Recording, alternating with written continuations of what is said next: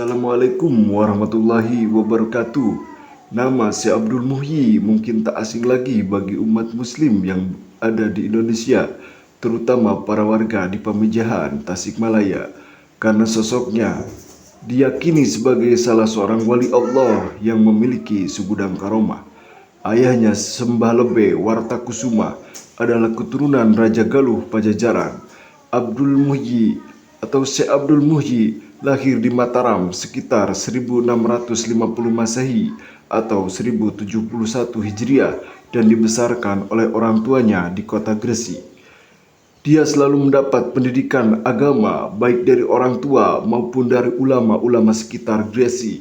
Saat berusia 19 tahun, dia pergi ke Aceh untuk berguru kepada Syekh Abdul Rauf Singkil bin Abdul Jabbar selama 8 tahun. Pada usia 27 tahun, dia beserta teman sepondok dibawa oleh gurunya ke Baghdad untuk berziarah ke makam Syekh Abdul Qadir Al-Jailani dan bermukim di sana selama 2 tahun. Setelah itu diajak oleh Syekh Abdul Rauf ke Mekah untuk menunaikan ibadah haji.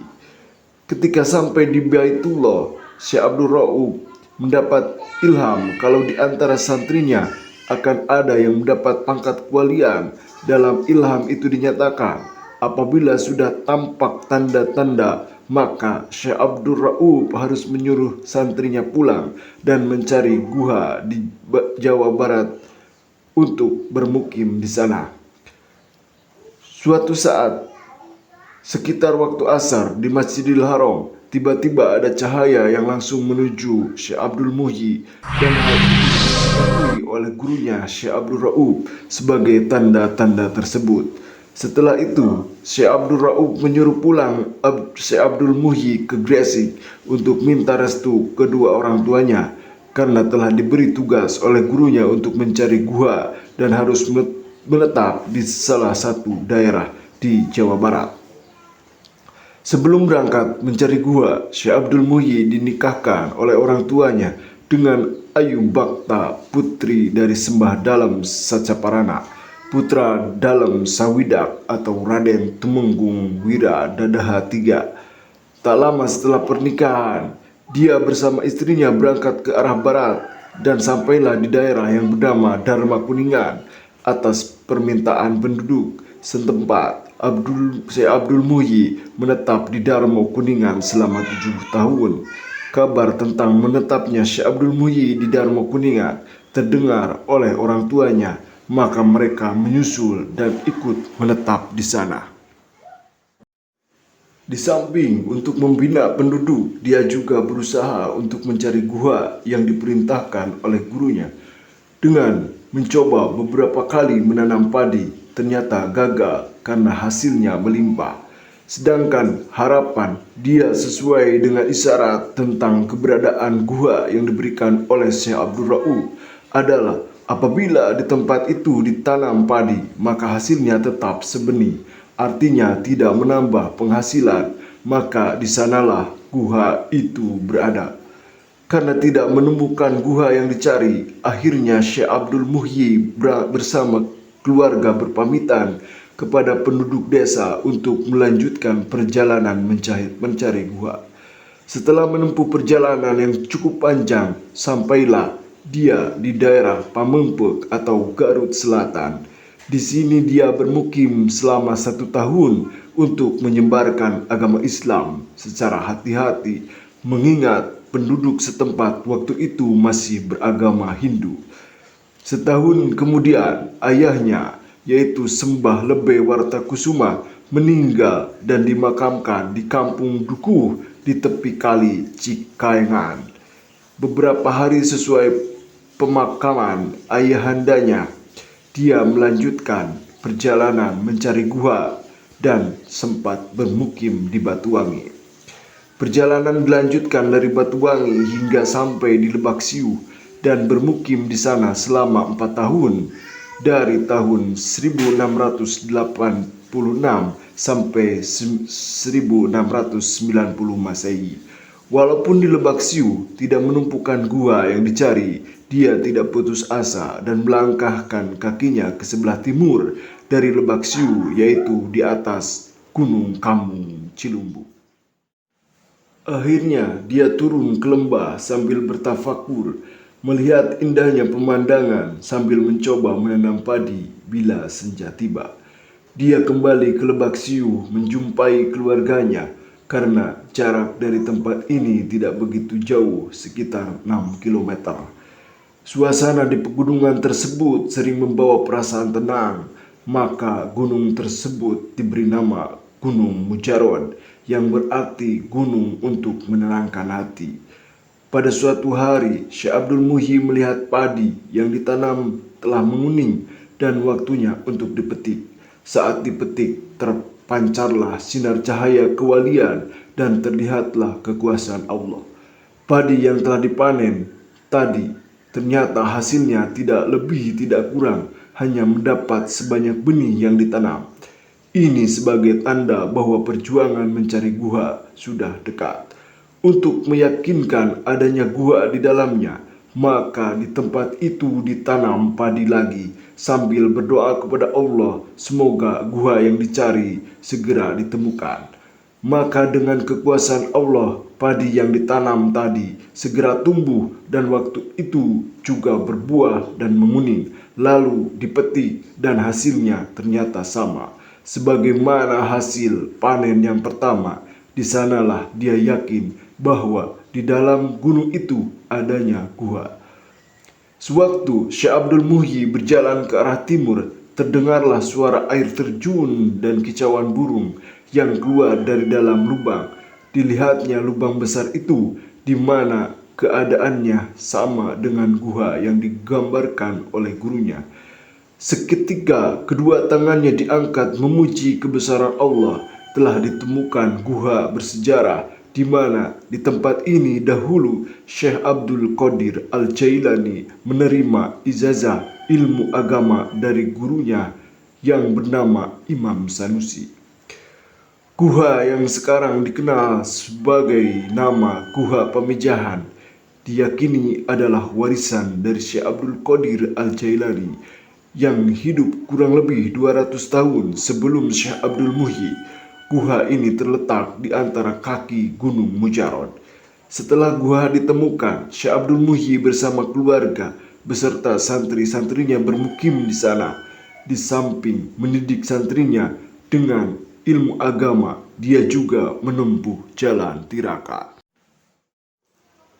Di dalam Gua Pamijahan ada yang berbentuk kopi haji, yaitu lekukan-lekukan bulat atap gua yang menyerupai peci. Konon, jika ada yang pas saat berdiri, insya Allah akan bisa naik haji. Ada juga lubang-lubang seperti mulut gua yang dikisahkan menjadi jalan tembus menuju Banten, Cirebon, sampai Mekah. Wallahu a'lam bishawab.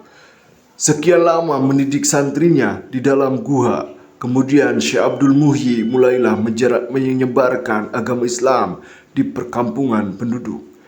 Di dalam perjalanan sampailah di salah satu perkampungan yang terletak di kaki gunung bernama Kampung Bojong. Selama bermukim di Bojong, dianugerahi beberapa putra dari istrinya, Ayu Bakta. Di antara putra dia adalah Dalam Bojong, Dalam Abdullah, Media Kusuma, Pakih Ibrahim. Beberapa lama setelah menetap di Bojong, atas petunjuk dari Allah, Syekh Abdul Muhyi beserta santri-santrinya pindah ke daerah Safarwadi. Di sini dia membangun masjid dan rumah sebagai tempat tinggal sampai akhir hayatnya.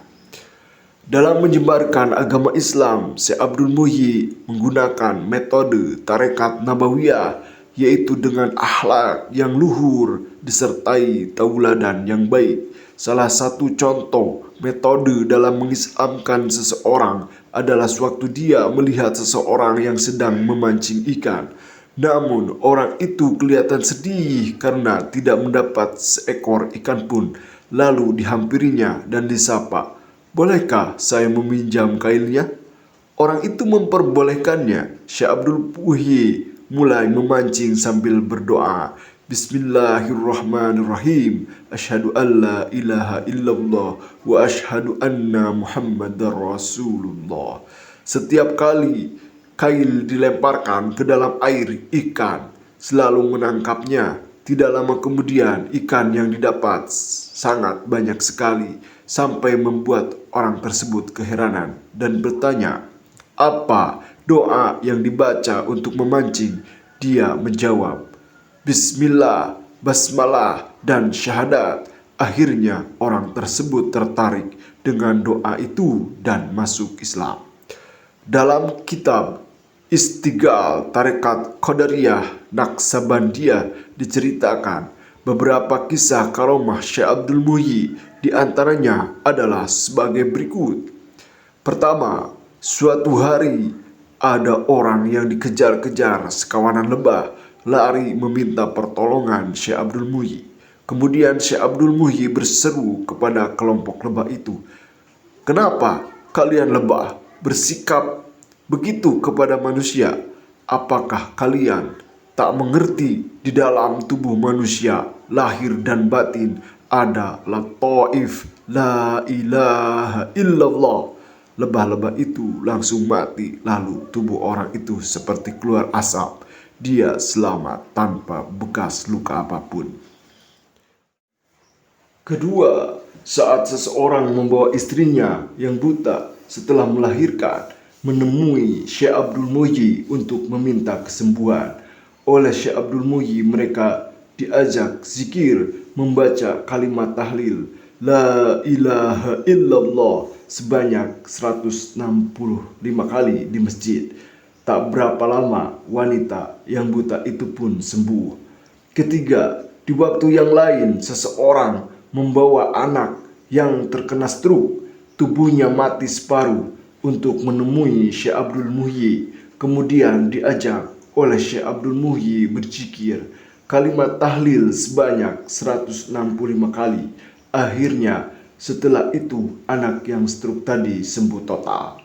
Keempat, ketika ada orang yang tidak bisa tidur selama 11 hari dan meminta tolong kepada Syekh Abdul Muhyi, orang itu juga diajak berzikir sebanyak 165 kali dan lagi-lagi orang tadi akhirnya bisa tidur. Kelima, Syekh Abdul Muhyi juga menolong orang lewat karomahnya untuk memperbanyak hasil panen dan ternak kerbau.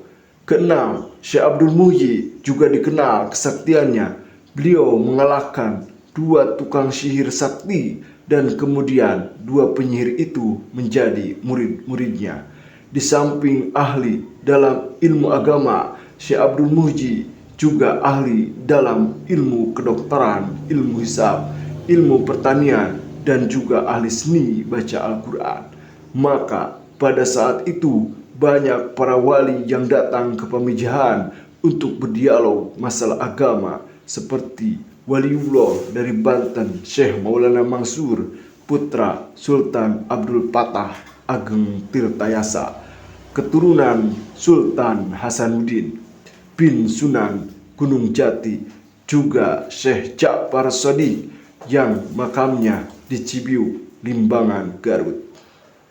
Makam Syekh Abdul Muhyi di Pamijahan, Tasikmalaya saat ini banyak diziarahi oleh kaum muslimin karena dikeramatkan. Sekian, terima kasih. Wassalamualaikum warahmatullahi wabarakatuh.